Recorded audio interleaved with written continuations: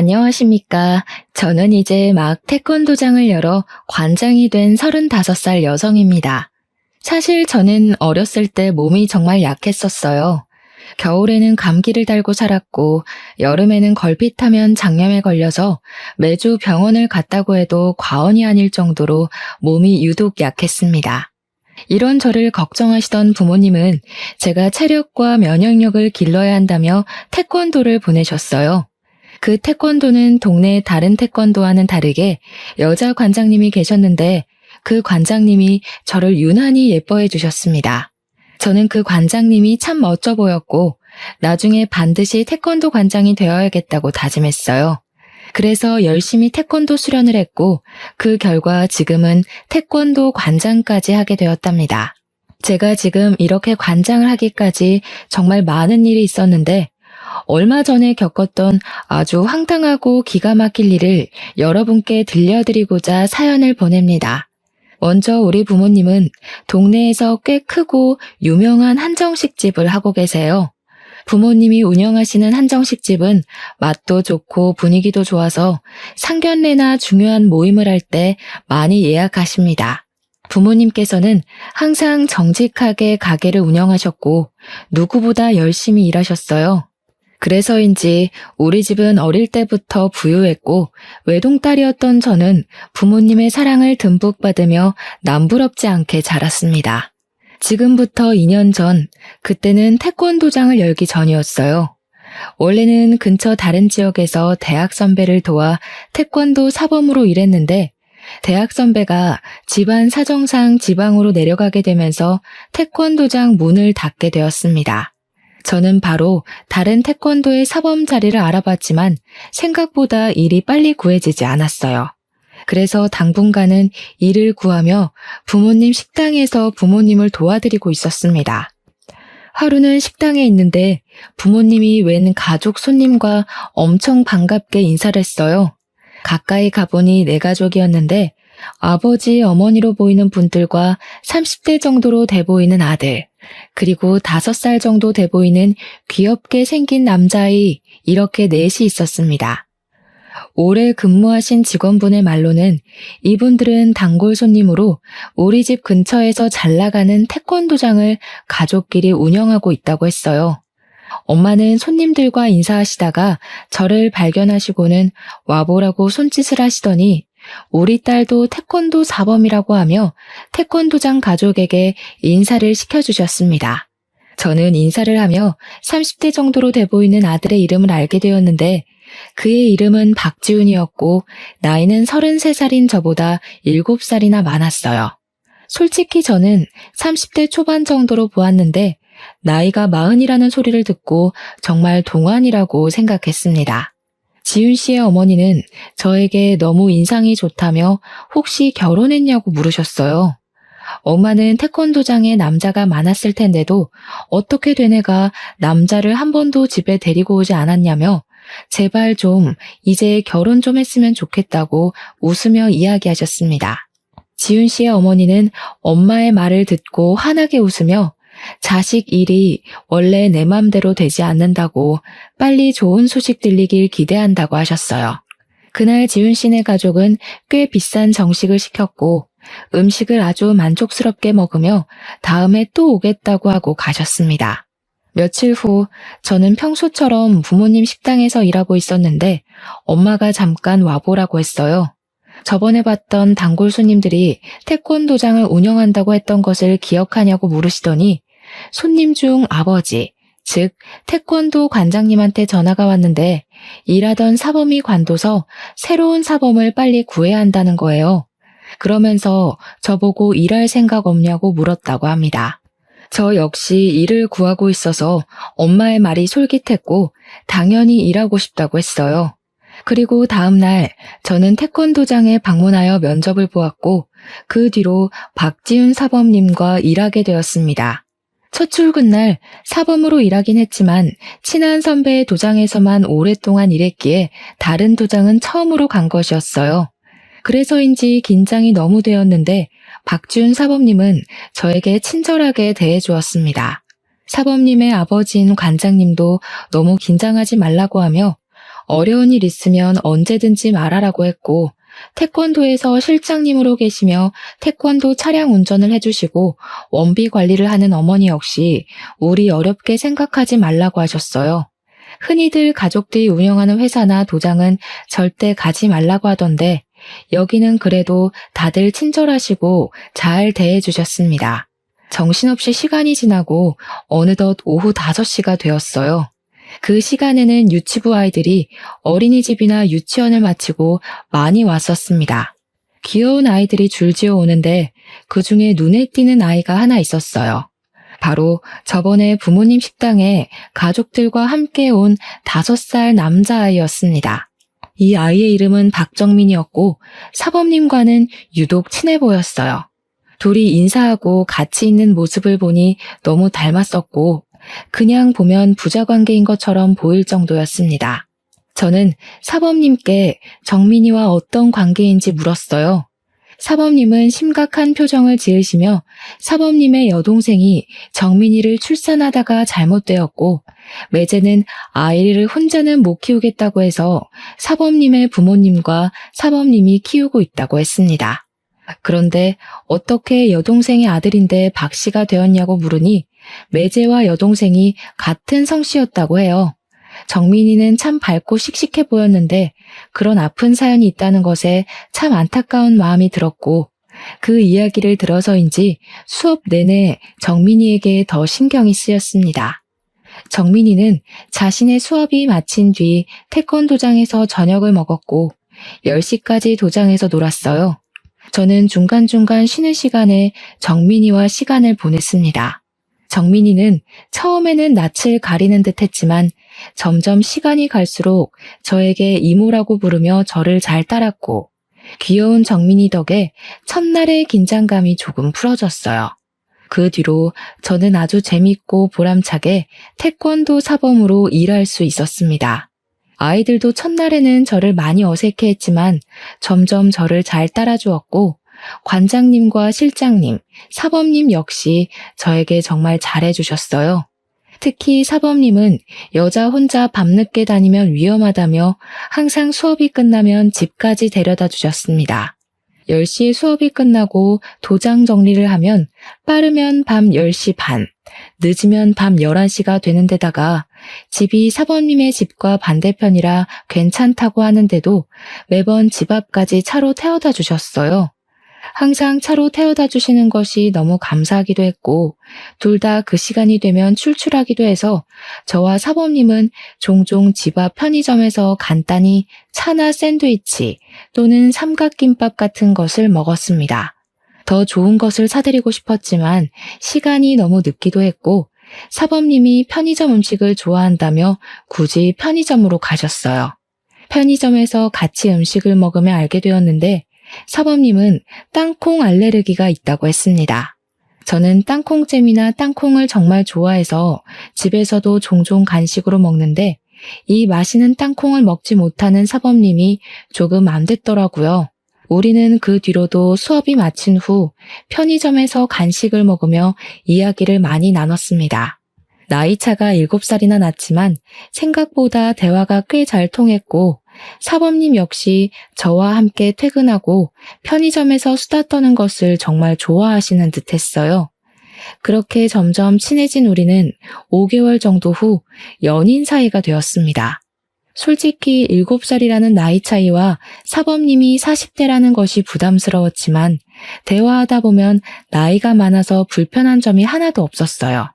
오히려 수업할 때나 학부모들을 만날 때 항상 차분하고 쉽게 흥분하지 않는 모습을 보며 정말 배울 점이 많다는 생각이 들었고 이런 사람과 결혼한다면 평생 행복할 수 있겠다는 생각까지 했습니다.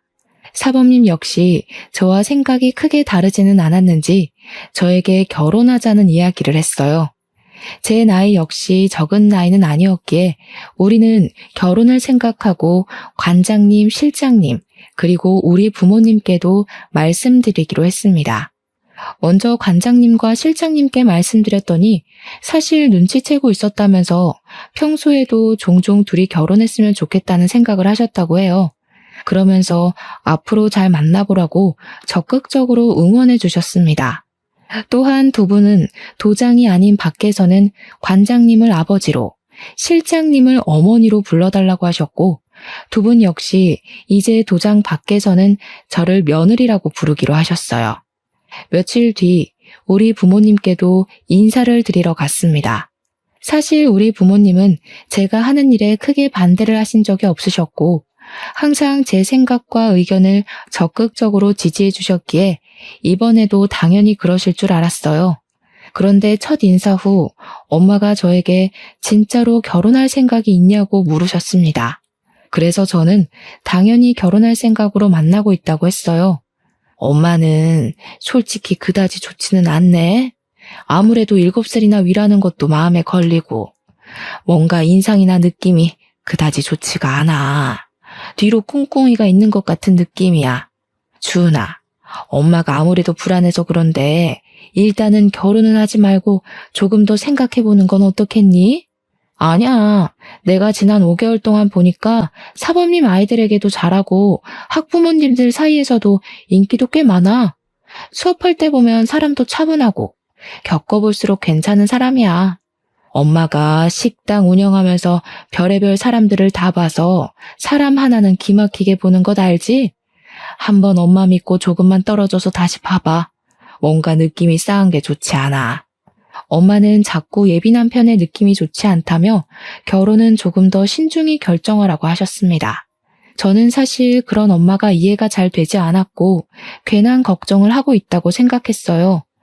엄마는 저와 예비 남편의 사이를 반대했지만 저와 예비 남편은 그러면 그럴수록 더 사이가 돈독해졌습니다. 예비 시부모님 역시 태권도장에서 매일 보며 저를 정말 한 식구처럼 대해주셨어요. 그러던 어느 날이었습니다. 예비 시어머니와 예비 남편이 도장에서 필요한 물품들을 사러 잠시 나갔고 도장에는 저와 예비 시아버지 둘이 있었어요. 예비 시아버지와 이런저런 이야기를 나누다가 정민이 이야기가 나왔습니다.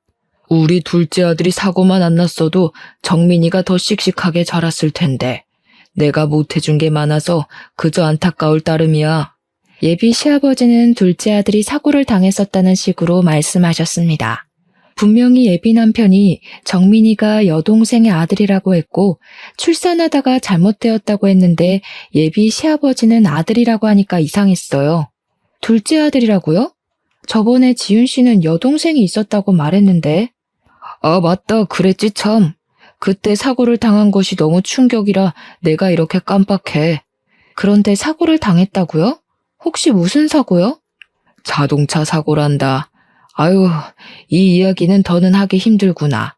얼른 수업 준비하자. 예비 시아버지와 예비 남편은 예비 남편의 동생에 대한 말이 달랐고 황급히 말을 돌리려고 하는 예비 시아버지의 모습도 뭔가 수상했습니다. 저는 예비 남편에게 퇴근하며 확실히 물어봐야겠다고 생각했어요. 예비 시아버지와 대화를 마친 후 도장을 청소하려는데 예쁘게 생긴 여자아이와 엄마가 태권도에 등록하러 왔습니다. 그 여자의 이름은 김민희였어요. 민희 엄마가 관장님인 예비 시아버지와 대화를 마친 후 태권도를 등록했습니다. 저는 민희와 반갑게 인사하며 수업 시간에 만나자고 이야기하고 돌아섰는데 그때 예비 남편과 예비 시어머니가 같이 도장으로 왔어요. 그런데 예비 남편이 민희 엄마에게 아주 반갑게 인사를 하는 것이 아니겠어요? 예비 시어머니도 처음에는 못 알아보는 듯 했다가 예비 남편이 알려주자 그 어린아이가 벌써 결혼하고 아이까지 있냐며 반가워하셨습니다. 예비 남편은 뒤에 서 있던 저를 부르더니 민희 엄마가 초등학교 동창으로 옆집에 살며 부모님끼리도 친하게 지내던 사이였다고 했어요. 그리고 민희 엄마에게는 저를 태권도 사범님이자 결혼할 사람이라고 소개했습니다. 민희 엄마는 둘이 아주 잘 어울린다고 하며 여자 사범님이 있어서 더 편하고 마음이 놓인다고 했어요. 저는 민희 엄마께 인사 후 수업에 들어갔습니다. 그날도 모든 수업을 무사히 마치고 예비 남편은 항상 그랬듯 저를 집까지 데려다 주었어요. 집에 가는 차 안에서 예비 남편에게 예비 시아버지께서 여동생이 차 사고를 당했다고 말씀하시던데 저번에 출산하다 잘못했다고 하지 않았냐고 했습니다. 제 말에 예비 남편은 순간 당황한 표정을 짓다가 이내 슬픈 표정을 지었어요. 그러더니 사실은 아기를 낳으러 가는 길에 차 사고가 났다고 했습니다. 그러면서 여동생에 관한 이야기는 집에서 금기어니 절대 하지 말라고 했어요. 부모님이 한동안 정말 죽을 정도로 힘들어하시다가 여동생의 사진이며 흔적을 모두 다 지우고 이제야 마음 잡으셨으니 괜히 이야기 꺼내지 말라고 신신당부를 했습니다. 흔히들 아내나 남편, 부모를 잃은 사람을 일컫는 말은 있지만 자식을 잃으면 너무 슬프고 고통스러워서 차마 부를 수 있는 말이 없다고 하잖아요. 저는 그 말을 떠올리며 예비 남편에게 충분히 그 마음이 공감된다고 하며 예비 시부모님 앞에서 동생에 관한 이야기는 절대 꺼내지 않겠다고 했습니다. 그렇게 2개월이 지났어요. 2개월 동안 저는 계속 사범으로 일하고 있었고 부모님은 여전히 예비 남편을 곱지 않은 시선으로 보고 있었습니다. 그리고 변화가 있다면 제가 미니 엄마와 친해졌어요. 미니 엄마는 매일 수업이 끝나고 미니를 데리러 도장에 오셨는데 그때 오며 가며 인사하고 한마디씩 하다가 친해졌고 서로 자연스레 연락처도 주고받게 되었습니다. 하루는 미니 엄마와 이야기를 나누다가 제 결혼 이야기가 나왔어요. 결혼 준비는 잘 돼가요? 우리 실장님 옛날에 나만 보면 딸이 없어서 딸 삼고 싶다고 하시더니 정말 딸 같은 사범님이 며느리가 되어서 좋으시겠네. 미니 엄마가 처음 이 말을 했을 때는 아이들도 있고 해서 그냥 인사치레이겠거니 했는데 미니 엄마가 가시고 곰곰이 생각해보니 뭔가 이상했습니다. 예비 남편과 예비 시아버지는 정민이가 예비 남편의 여동생의 아들이라고 했잖아요. 이 말은 예비 시어머니에게 딸이 있었다는 말인데 어린 시절을 예비 남편과 함께 보낸 미니 엄마는 딸이 없었다고 말을 했습니다. 저는 확실히 알아봐야겠다는 생각에 쉬는 시간에 예비 남편 몰래 미니 엄마에게 전화했어요. 먼저 미니에 대해 알려드릴 것이 있다며 미니의 수업 태도를 칭찬한 후 예비 남편에게 여동생이 있었다고 들었는데 맞는지 물었습니다. 여동생은 무슨 여동생이에요. 지훈이 외동아들이라서 형제 있는 친구들을 많이 부러워했어요. 우리 반 친구들이 다들 둘, 셋 형제가 있었는데 지훈이만 유일한 외동아들이라 확실히 기억해요. 나는 맨날 언니랑 싸워서 혼자인 지훈이가 정말 부럽기까지 한걸요. 미니 엄마는 끝까지 지훈이가 외동아들이라 했고 저는 이 모든 상황이 이상했습니다. 왜 예비 시아버지와 예비 남편은 없는 동생을 만들어서 있다고 하는 것이며 동생이 없다고 한다면 정민이는 도대체 누구의 아들이라는 것인지 하는 의문이 들었어요. 이상하다는 생각을 하며 사무실로 가니 정민이와 친구들이 도장에 도착해 도복을 갈아입고 간단한 군것질을 하고 있었습니다. 그런데 제가 잠시 다른 곳을 보던 사이 정민이가 캑캑거리고 있었어요. 가까이 가서 정민이의 상태를 보니 정민이의 몸에 두드러기가 나 있었습니다. 정민이와 함께 있었던 친구들은 정민이가 초코바를 먹고 이렇게 되었다고 했어요. 그 이야기를 들은 예비 시아버지는 황급히 정민이를 데리고 병원으로 향했습니다. 그때 예비 남편은 수업 중이었고 수업을 마친 예비 남편에게 정민이가 초코바를 먹고 두드러기가 나서 병원에 갔다고 하니 정민이가 땅콩 알레르기가 있다고 했어요. 다행히 정민이는 병원에서 주사를 맞은 후 나아졌고 이날 예비 시아버지는 바로 집에 가서 정민이를 돌봤습니다. 예비 남편 역시 그날은 정민이 때문에 바로 집에 가야 할 것 같다고 해서 퇴근 후 저 혼자 집으로 향했어요. 혼자 집에 가며 생각해보니 뭔가 이상했습니다. 예비 남편이 땅콩 알레르기가 있다고 했는데 정민이도 땅콩 알레르기가 있었고 외모도 둘이 너무 판박이었어요. 설마 정민이가 예비 남편의 아들인가 하는 생각이 들었고 만약 이게 사실이라면 예비 남편이 결혼을 한번 했을 수도 있겠다는 생각이 들었습니다. 이 생각까지 한 저는 결혼 전에 제대로 예비 남편에 대해 알아보기로 했어요. 다음 날 아침에 8시에 눈을 떴는데 원래라면 이 시간에 집에 계셔야 할 부모님이 계시지 않았고 전화해도 받지 않았습니다. 두 분이 어디 가셨나 싶어 일단 씻고 나왔는데 부모님이 집에 오셨어요. 어디를 다녀오셨냐고 하니 가게 직원이 용한 무당집을 소개해줘서 제 사주를 보고 오셨다고 하셨습니다. 저는 원래 사주를 잘 믿지 않아서 그런 거를 왜 보냐고 했지만 그래도 제 사주를 봤다니 궁금하기는 했어요. 무당이 뭐라고 했는지 물어보니 건강이고 뭐고 다 좋은데 지금 만나고 있는 사람과는 절대 결혼하지 말고 제 결혼 운은 38살에 들어오니 그때까지 기다리라고 했다는 것입니다. 그러면서 부모님 두 분 다 어지간하면 이런 이야기 안 하는데 아무래도 첫인상도 그다지 마음에 들지 않고 이래저래 숨기는 것이 많은 것 같다며 한번 그 사람에 대해서 자세히 알아보라고 하셨어요. 원래 저는 사주나 점을 잘 믿지 않는 성격이나 이전에 의심스러운 부분이 한둘이 아니었기에 일단 알겠다고 했습니다. 그날 오후 예비 남편이 수업에 들어가야 하는데 사무실에서 자꾸 무엇을 찾았어요.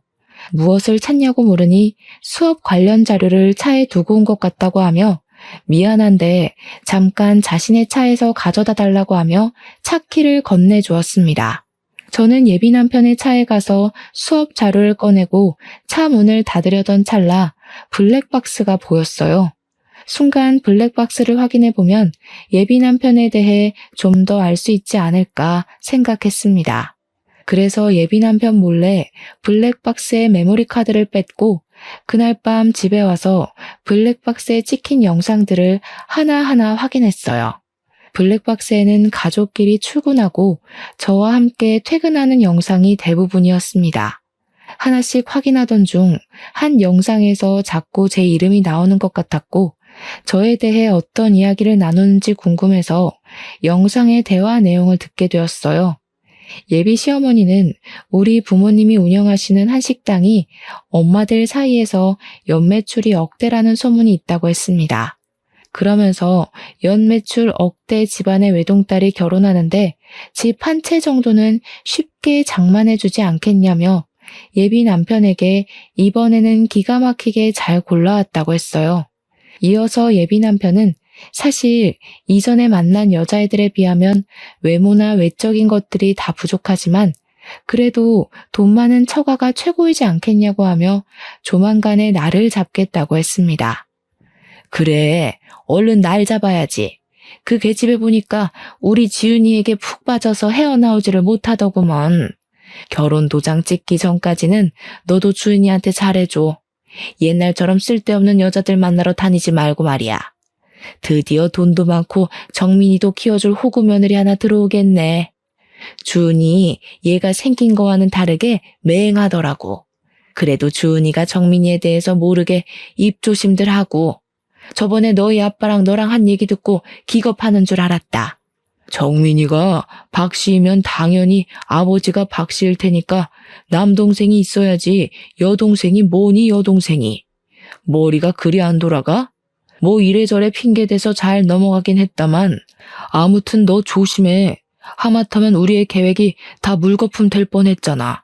나도 모르게 여동생이라고 나와버렸어요. 미안해요. 뭐 어찌 됐든 이제 우리 정민이에게도 부자 엄마 생기겠네. 우리 정민이 축하해. 예비 남편의 말에 정민이는 뭔지도 모르고 그저 신나서 웃고 있었습니다. 이 영상을 본 저는 충격에 빠졌고 도대체 예비 남편은 어떤 사람인지 궁금했어요. 일단 저는 이 블랙박스 영상을 저장 후 지역에서 가장 유명한 흥신소에 예비 남편의 뒷조사를 의뢰했습니다. 며칠 후 흥신소에서 연락이 왔는데 블랙박스 영상보다 더 충격적인 사실들이 가득했어요. 흥신소 직원의 말에 의하면 예비 남편은 20대였을 때 클럽에서 만난 여자를 임신시켜서 결혼했었습니다. 그런데 예비 남편이 자신의 아이를 임신한 아내를 내팽개치고 계속 클럽에 다니며 다른 여자를 만나러 다녔어요. 이로 인해 큰 스트레스를 많이 받은 아내는 유산했고 바로 이혼했다고 합니다. 그 뒤로도 정신을 못 차리고 계속 클럽에 다니며 이 여자 저 여자 만나고 다니며 제대로 된 직장도 못 구하고 어느덧 30살이 되었어요. 나이를 적지 않게 먹은 예비 남편은 이제 뭐라도 해야겠다는 생각에 태권도 관장인 예비 시아버지 밑에서 태권도 교범으로 일하기 시작했습니다. 교범은 수련자 출신의 지도자로 정식 사범은 아니에요. 사실 정식 사범이 되려면 태권도 4단 이상의 사범 자격증에 생활 스포츠 지도사 자격증까지 있어야 하지만 예비 남편은 태권도 4단까지는 땄으나 자격증은 하나도 없는 정식 사범이 아닌 교범이었습니다. 이렇게 30살에 예비 시아버지 덕에 태권도 교범이 된 예비 남편은 한동안은 정신 차리고 열심히 일하는 듯 했지만 1년 정도 후부터 다시 클럽에 다니며 이 여자 저 여자를 만나러 다니기 시작했어요. 그러면서 클럽에서 친해지게 된 20대의 여자가 있었고 예비 남편이 34살 때 그 여자는 예비 남편의 아이를 가졌습니다. 덜컥 임신이 되어버린 여자는 일단 아이를 낳아야겠다는 생각에 혼인신고나 결혼식 없이 동거를 시작하게 되었어요. 그런데 이 여자가 임신 중에도 예비 남편은 계속 클럽에 다니며 수많은 여자를 만나고 다녔다고 합니다. 그 와중에 아기는 출산했고 이 아기가 바로 정민이었고 정민이의 친모는 아이를 낳자마자 도망가 버렸어요. 그 와중에 아기는 출산했고 이 아기가 바로 정민이었고 정민이의 친모는 아이를 낳자마자 도망가 버렸어요. 그 뒤로 정민이를 친아버지인 예비 남편의 밑으로 올리려고 했으나 그렇게 하면 혹시라도 나중에 문제가 생길까봐 일부러 예비 시부모님 호적에 올려서 키우고 있었습니다. 이어서 흥신소 직원은 예비 남편이 지금도 태권도에 다니는 아이 엄마와 몰래 만난다고 하며 저에게 사진을 여러 장 보내주었어요. 그 사진에는 예비 남편과 미니 엄마가 팔짱을 끼고 거리를 걷는 장면, 분위기 좋은 식당에서 마주보고 앉아 다정한 눈빛을 주고받으며 서로 밥을 먹여주는 장면, 외진 공원에서 스킨십을 하는 장면까지 찍혀 있었습니다. 사진들을 보니 너무 충격적이라 손이 덜덜 떨리고 숨도 잘 쉬어지지 않았어요. 사실 제가 어쩌다 보니 나이가 30이 넘긴 했지만 그동안 한 번도 제대로 누군가를 만나서 사귀어 본 적이 없었습니다. 저는 학원이다 보니 일이 오후에 시작해서 밤에 끝나지만 대부분 직장인은 오전 오후에 일하니 데이트다운 데이트를 할 수가 없었고 같이 사범으로 일하는 분들은 이성적인 호감이 생기지 않았어요. 그래서 솔직히 이렇게 제대로 누군가를 만나 사랑에 빠진 것은 예비 남편이 처음이었습니다. 그런데 이런 사람에게 뒤통수를 맞았으니 충격이 너무 컸어요. 정말 이런 말을 하면 오버라고 생각할지도 모르겠지만 정말 온 세상이 무너지는 기분이었습니다. 저는 그만큼 예비 남편을 믿었고 진심으로 온 마음을 다해 사랑했어요. 하지만 이 모든 것을 안 이상 더는 예비 남편과 결혼을 진행할 수가 없었고 얼른 태권도장을 정리하고 나와 이 사람들과 연을 끊어내야겠다고 생각했습니다. 흥신소 직원분과 충격적인 통화를 끊고 나서 가만히 생각해보니 예비 남편과 불륜을 저지르고 있는 미니 엄마에게 화가 너무 났어요. 둘이 그렇게 몰래 만나고 있었으면서 미니 엄마는 제게 그동안 친한 척을 해왔습니다. 바보같이 전혀 눈치 못 채고 좋다고 실실 웃어대는 저를 보며 미니 엄마는 얼마나 우습게 생각했을까 하는 생각이 들었어요. 다음 날, 그날은 토요일이었지만 초등학교 저학년생들을 대상으로 레크레이션을 하는 날이라 출근을 해야 했습니다. 저는 태권도에 먼저 가서 아이들을 맞이할 준비를 하는데 미니가 엄마 손을 붙잡고 도장해 왔어요. 우리 태권도장 며느리 일찍 오셨네요. 부지런해서 관장님이랑 실장님이랑 정말 좋아하시겠다. 물론 우리 사범님도 정말 부럽고요. 지훈이가 어릴 때부터 참 착하고 재밌고 인기도 많았죠. 사범님은 좋겠어요. 멋진 지훈이랑 결혼해서. 그럼 오늘도 우리 미니 잘 부탁드려요. 미니 엄마가 이 말을 하고 가는데 이전에는 그냥 좋은 이야기이겠거니 했지만 모든 사실을 다한 지금은 저를 비꼬고 놀리는 소리로밖에 들리지 않았습니다. 너무 화가 난 저는 예비 남편과 관장님이 오기 전에 아이들이 처음 왔을 때 작성하는 서류 뭉치에서 미니의 서류를 찾았어요. 그곳에는 미니의 엄마뿐 아니라 아빠의 연락처가 적혀 있었거든요. 저는 일단 미니 아빠의 핸드폰을 저장했습니다. 그리고 미니 아빠에게 흥신소에서 받은 미니 엄마와 예비 남편이 함께 찍힌 사진을 보내려고 했어요. 사진을 막 보내려는 순간 미니가 너무 해맑은 모습으로 제게 와서 사범님 뭐 하시냐고 물었습니다. 그런 미니의 모습을 보니 제가 지금 이 사진을 보내면 미니가 상처를 너무 많이 받을 것 같았어요. 그래서 일단은 그렇게까지는 하지 않았고 대신 카페에서 미니 엄마, 예비 남편, 그리고 저 이렇게 셋이서 대화를 나누고 끝내야겠다고 생각했습니다. 마음 같아서는 사람들이 없는 으슥한 곳에서 그 둘을 아주 완벽히 요절내버리고 싶었지만 그래도 그것은 사람으로서 그리고 체육인으로서의 도리는 아닌 것 같아 그런 마음은 애써 접어두었어요. 그날 오후 태권도 레크레이션 행사가 마치고 저는 예비 남편에게 진지하게 할 말이 있으니 태권도 근처 카페로 가자고 했습니다. 그리고 미니 엄마에게도 미니에 대해 급히 할 말이 있으니 별일 없으면 태권도 근처 카페로 나오라고 했어요. 예비 남편은 평소와는 다르게 잘 웃지도 않고 무표정인 저에게 무슨 일이 있냐고 물었습니다. 저는 예비 남편에게 지금은 아무 말도 하지 않고 일단 조용히 있으라고 했어요. 잠시 후 카페에 미니 엄마가 왔습니다. 미니 엄마는 처음에는 제 모습만 보고 미니에게 무슨 일 있냐고 했다가 제 앞에 앉은 예비 남편을 보고 놀란 표정을 지었어요. 일단 박지훈 사범, 아니지, 교범 옆에 앉으시고 우리 이제 진실을 이야기해 볼까요? 두 분, 이 사진 좀 보세요. 저는 흥신소에서 받은 사진들을 예비 남편과 미니 엄마에게 보여주었습니다. 둘은 제가 내민 사진을 보고 크게 당황해했어요. 주은아, 그니까 이 사진이 어떻게 된 거냐면 말이야. 말했잖아. 나랑 얘랑 초등학교부터 동창이라고. 그래서 허물없이 거의 가족처럼 지냈었어. 그냥 그뿐이야. 그리고 얘는 이미 남편도 있고 미니도 있는데 내가 어떻게 얘한테 다른 마음을 먹겠어. 게다가 내게는 하나뿐인 주은이도 있는데 겨우 나랑 얘랑 친하게 밥 먹는 것 가지고 그랬던 거야? 에이, 난 또 뭐라고. 오해 풀어 주은아. 예비 남편은 별거 아니라는 표정을 지으며 아주 태연하게 변명을 늘어놓았습니다. 그래서 이번에는 저번에 저장했던 블랙박스 동영상을 보여주었어요.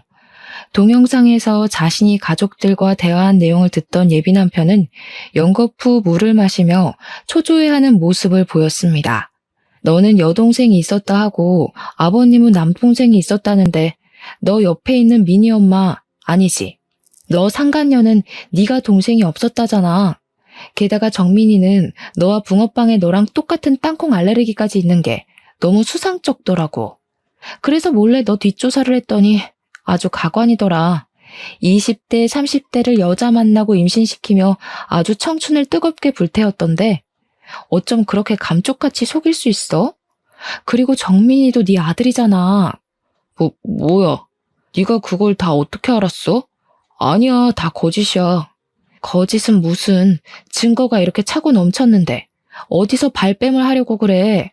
재버릇 걔 못 준다더니 40대가 된 지금도 여전히 불륜을 저지르고 있고 대단하다. 정말 대단해. 미니 엄마도 이런 사실 다 아세요? 이러든 저러든 뭐 어때? 우리가 서로 좋기만 하면 그만이지. 안 그래? 네가 뭐 어찌할 건데? 서로 사랑하는 것도 죄야? 죄냐고. 와, 어쩜 이렇게 다 들통나도 뻔뻔하실까. 미니에게 이런 사실 다 알게 하려다가 말았어요. 착하고 여린 미니가 상처받을까 봐요.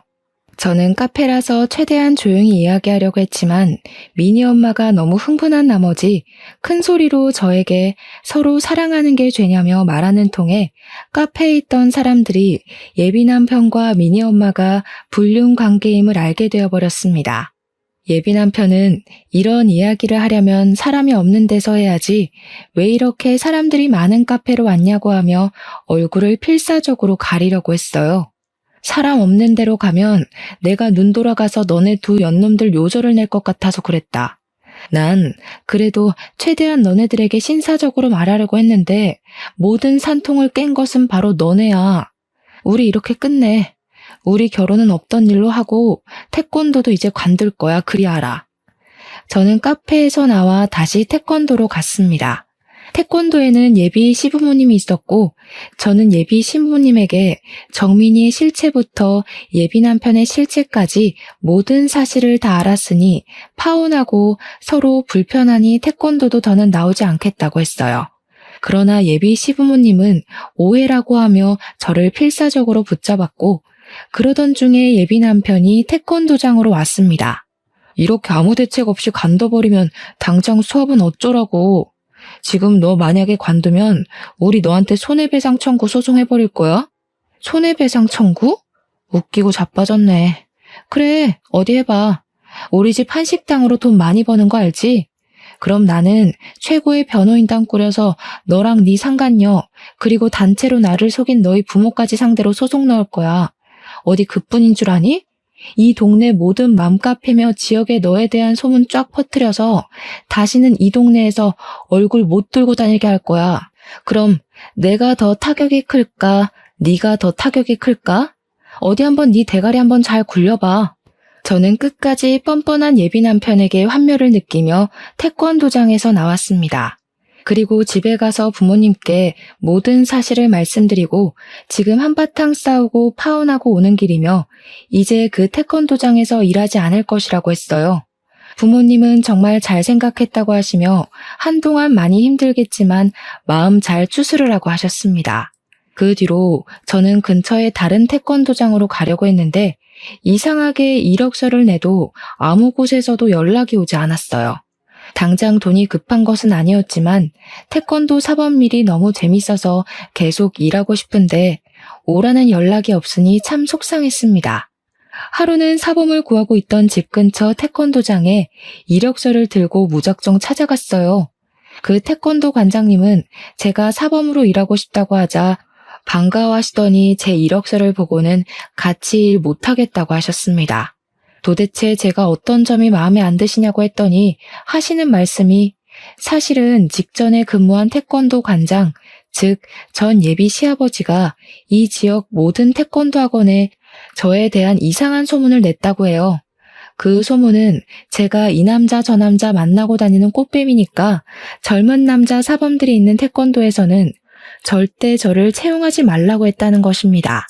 게다가 자기 기분이 좋지 않으면 아무 말 없이 그냥 간둬버린다는 소문까지 퍼뜨렸고 이 소문을 들은 지역의 관장님들이 제 이름과 제가 근무했던 직전 태권도만 보고 다들 채용을 하지 않았던 것이에요.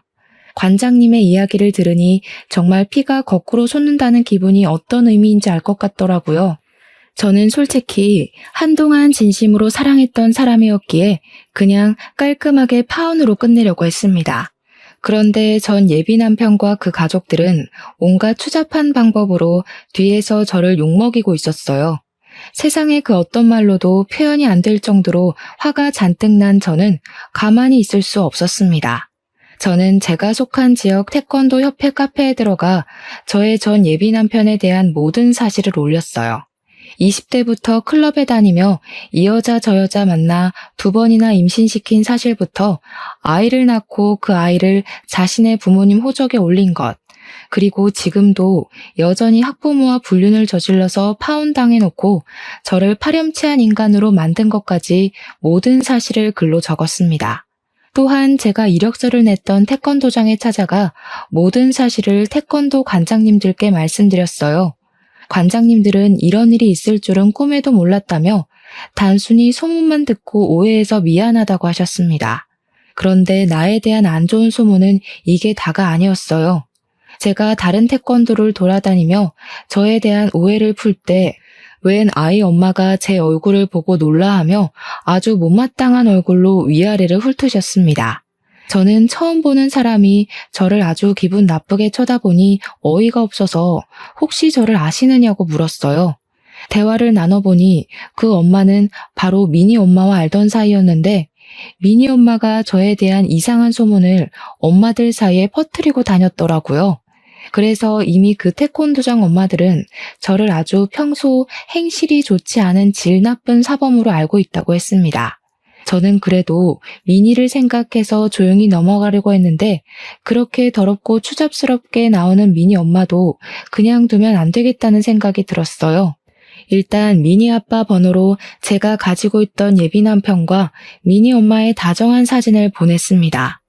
그리고 제 핸드폰에 저장되었던 태권도장 아이들의 엄마에게 현재 미니 엄마가 퍼뜨리고 다니는 소문은 다 거짓이고 사실은 태권도 사범과 미니 엄마가 불륜을 저질렀다고 하며 사진을 보냈어요.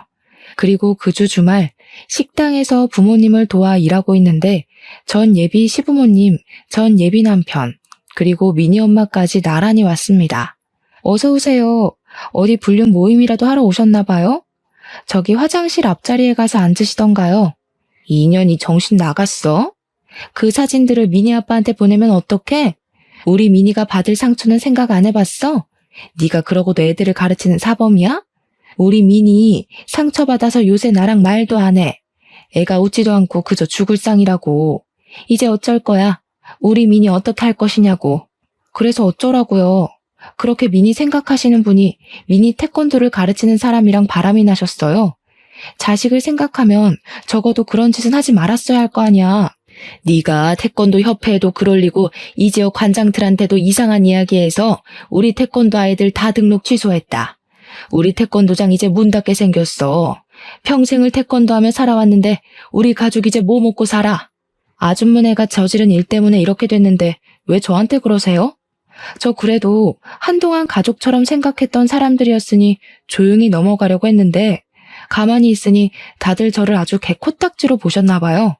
당신네 아들이랑 당신네가 작정하고 과거 많고 친아들까지 속이며 결혼시키려고 해놓고서는 왜 여기 와서 저한테 시비이고 난리이신데요? 나 참 어이가 없어서. 아, 됐고 여기 매출 올려줄 거 아니면 나가요. 계속 이런 식이면 영업 방해죄로 확 신고해버릴 겁니다. 제 말에도 이 사람들은 나가려는 생각이 전혀 없었고 결국 저는 경찰에 신고해서 이들을 쫓아냈습니다. 그 후 이들은 어떻게 되었는지 아세요? 일단 그들이 운영했던 태권도장은 문을 닫았습니다. 제가 보낸 메시지들을 본 엄마들은 전 예비 남편에게 대놓고 손가락질을 하며 비난했고 당연히 모든 아이가 등록 취소하고 환불 요청까지 했다고 해요. 태권도장은 수강하는 아이들이 있어야 운영이 되는데 아이들이 하나도 없으니 운영이 어려워 문을 닫을 수밖에 없었겠죠. 그리고 더럽고 추악한 지난 과거가 낱낱이 폭로된 그들 가족은 이 지역에서는 고개 들고 못 살게 될 지경까지 이르렀고 결국 아무도 모르게 그 가족 모두 이 지역을 떠났다고 합니다. 또한 사랑하는 것이 죄냐며 불륜 앞에서도 당당했던 미니 엄마는 미니 아빠와 이혼하고 미니는 아빠와 함께 살고 있다고 해요. 친권을 빼앗기고 유책 배우자가 되어 위자료에 양육비까지 주며 거지같이 살고 있다고 합니다. 저는 모든 오해를 푼 뒤 부모님의 가게에서 일했으나 여전히 태권도를 가르치고 싶은 생각이 있었어요. 그래서 부모님의 도움을 받아 태권도장을 차렸습니다. 전 예비 남편의 태권도 학원이 망하고 마땅한 태권도 학원이 근처에 없어서인지 제가 연 태권도장에 아이들이 제법 많이 등록했어요. 그 중에는 전 예비 남편의 태권도에 다니던 아이들도 있었습니다. 그 아이들의 엄마들은 저를 알아보고 옛날에 오해해서 미안했다고 먼저 사과도 하시더라고요. 아무튼 그 뒤로 저는 엄마들의 신뢰를 받으며 지금까지 아주 잘 태권도장을 운영하고 있답니다. 전 예비 남편과 그의 가족들에게 뒤통수를 제대로 맞고 나름의 복수를 하기는 했지만 사실 마음이 완전히 좋지만은 않아요. 이 일로 정민이는 살던 곳을 벗어나 다른 지역으로 가야만 했고 민이는 더는 아빠 엄마와 함께 살지 못하게 되었기 때문입니다. 부디 정민이와 민이가 새로운 환경에 빨리 적응해서 멋지고 당찬 어른으로 자라기를 간절히 기도할 뿐이에요. 제 사연을 들은 여러분의 인생에는 항상 좋은 일만 가득하시길 바라며 저의 이야기는 이제 마무리 지으려고 합니다. 긴 이야기 들어주셔서 감사합니다.